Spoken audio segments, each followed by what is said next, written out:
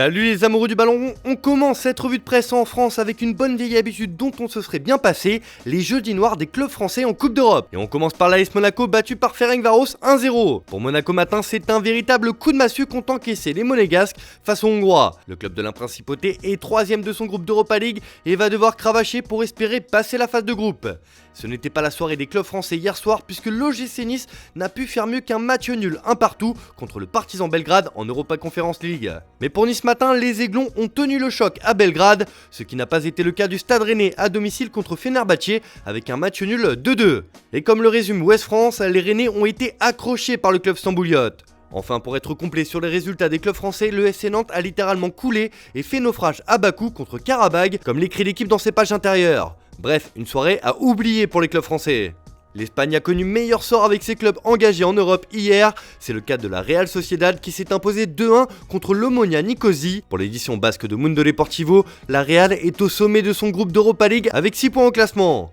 Une belle soirée pour les Basques qui relèvent la tête après un début de saison poussif en Liga. De son côté, le Betis s'est arraché dans un match à rebondissement pour l'emporter face à Ludogorets 3-2. Une belle victoire qui fait la une de l'Estadio Deportivo ce matin, qui estime que le leader a été en gestion, ce qui lui permet aussi de prendre la tête de son groupe avec 6 points. Allez, on file en Angleterre où Manchester United peut souffler un peu ce matin. Ça y est, la disette est terminée et oui messieurs dames, Cristiano Ronaldo a retrouvé le chemin des filets hier soir. Le Portugais a inscrit son premier but de la saison sur penalty et a participé à la victoire de Manchester United en Europa League contre le Sheriff Tiraspol. Une victoire 2-0 des Red Devils, mais ce que retient la presse britannique ce matin, à l'image du Daily Mail, c'est que ce but de CR7 est la victoire de United. C'est un soulagement pour les Mancuniens et Ronaldo qui peuvent enfin passer à autre chose après le long feuilleton qui a animé le mercato concernant un départ ou non du Portugais cet été. Pour The Guardian, Ronaldo tire à nouveau, Ronaldo retrouve le chemin des filets et United abat le Sheriff. Et ce n'est d'ailleurs pas le seul joueur mancunien à pouvoir souffler ce matin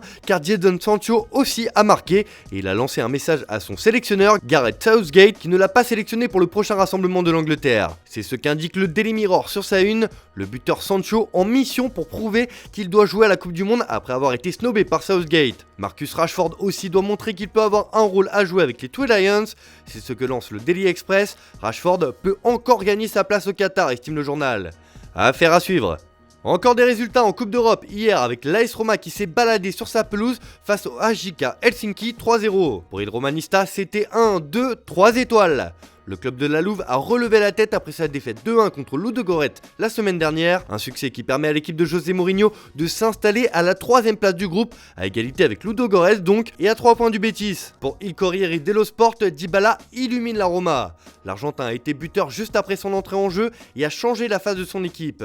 C'est décidément l'homme fort de la Roma en ce début de saison. Pour être complet sur l'Italie, la Lazio s'est pris une claque par Midtjylland 5-1, alors que de son côté la Fiorentina a pris 3-0 sur la pelouse de Başakşehir. Un mot sur la Juve et Massimiliano Allegri dans la tourmente après la défaite contre Benfica en Ligue des Champions. Les taux se resserrent pour l'Italien, comme l'annonce Tuttosport sur sa une. Allegri commence à courir, la Juve n'envisage pas encore l'hypothèse d'un licenciement, mais l'entraîneur a la responsabilité de redresser la situation et le premier point du plan d'urgence est d'améliorer le côté athlétique, appuie le quotidien. On retourne en Espagne où c'était la fête à Barcelone hier. Le club catalan a annoncé la prolongation de son jeune crack Gavi au Camp Nou devant 5000 personnes. Présenté comme le nouveau Xavi, le milieu de terrain de 18 ans est le présent et le futur des Blaugrana, écrit Sport. Il a prolongé son contrat jusqu'en 2026 et doit devenir le successeur de Xavi qui lui est désormais l'entraîneur. Pour Laporta, c'est un jour historique car il porte sur le présent immédiat et l'avenir du Barça. Gavi a lui confié de son côté que c'était quelque chose de logique car il en parle depuis qu'il était enfant. Il a toujours été clair pour moi que je voulais réussir ici. Mundo Deportivo aussi reprend cette bonne nouvelle